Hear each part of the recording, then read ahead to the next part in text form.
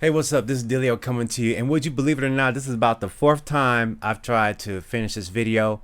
I had audio issues, I had synthesizer issues, I had audio cutting off issues, I had every issue you could think about. I imagine there are forces at work that were trying to prevent me from finishing this video, but guess what?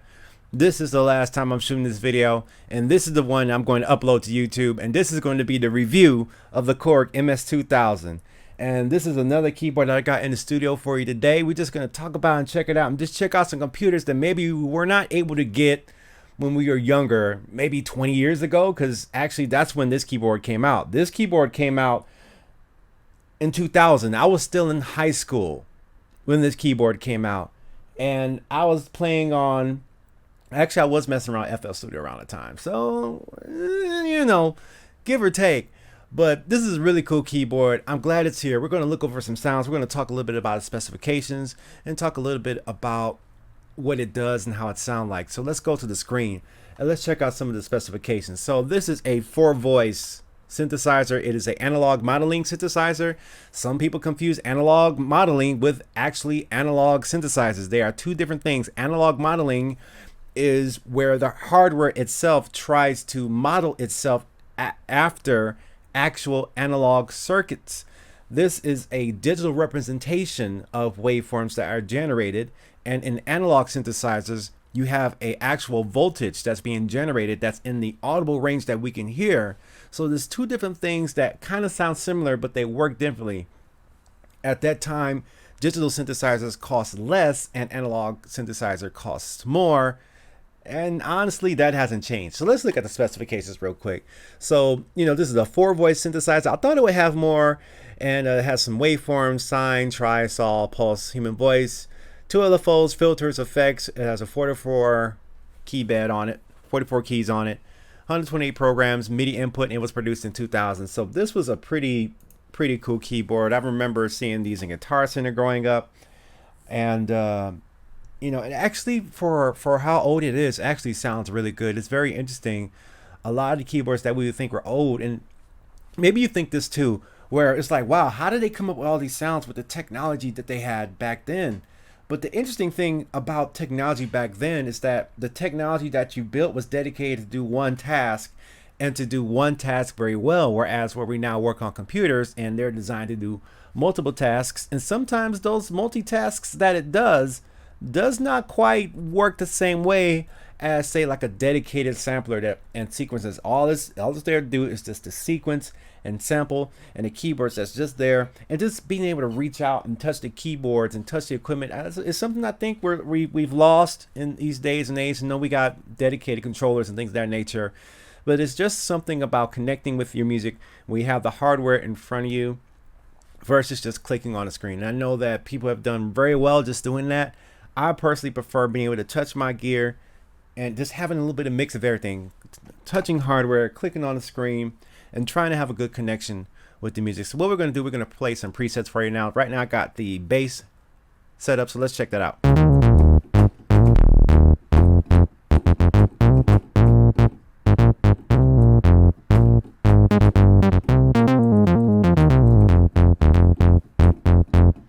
And I think it sounds really good. You can do that sliding bass.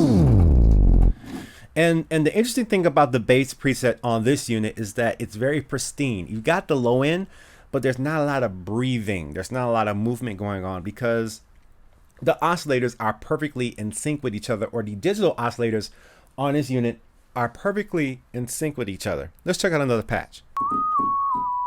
Nice little lead here.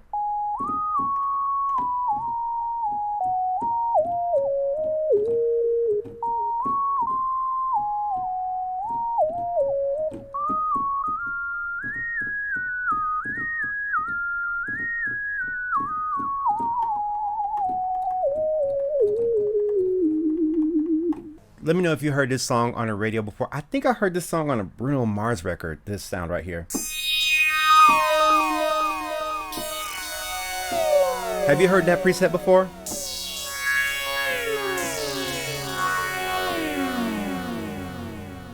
And I'm a big fan of pads, so, you know, I'm a Deep Forest fan from back in the day.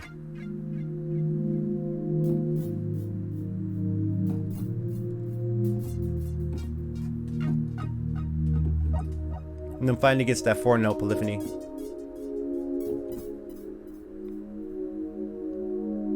But really smooth, nice sound. Very solid.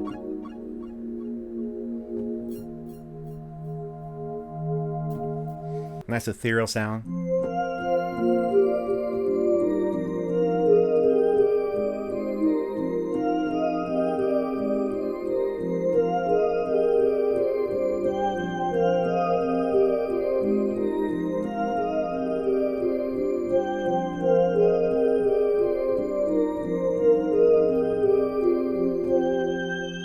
Here's some more techno sounds.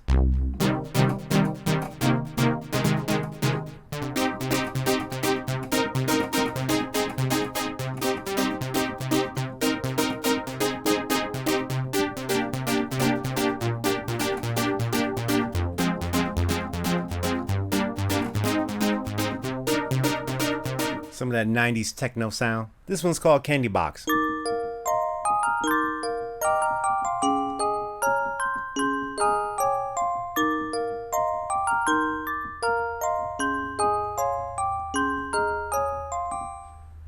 So as you can see, this thing has a lot of great sounds on it, and I'm very impressed with the quality of the sounds. I'm very impressed with the build.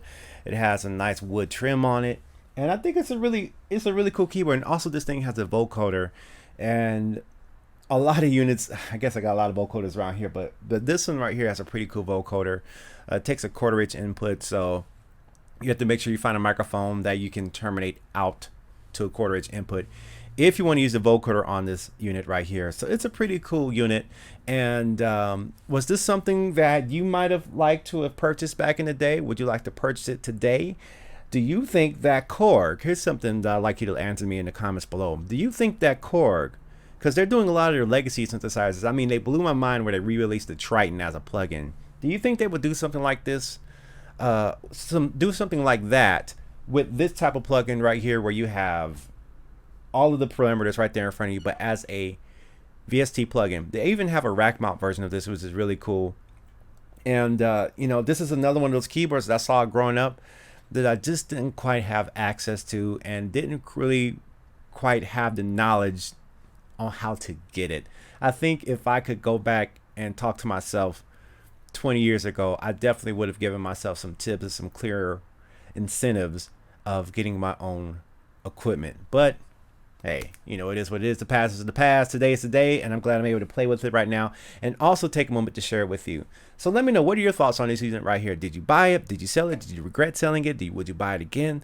Let me know in the comments below, and hit that like button, hit that subscribe. We're going to hit you with another one later on. Stay tuned, and I hope to see y'all in another video. Peace out.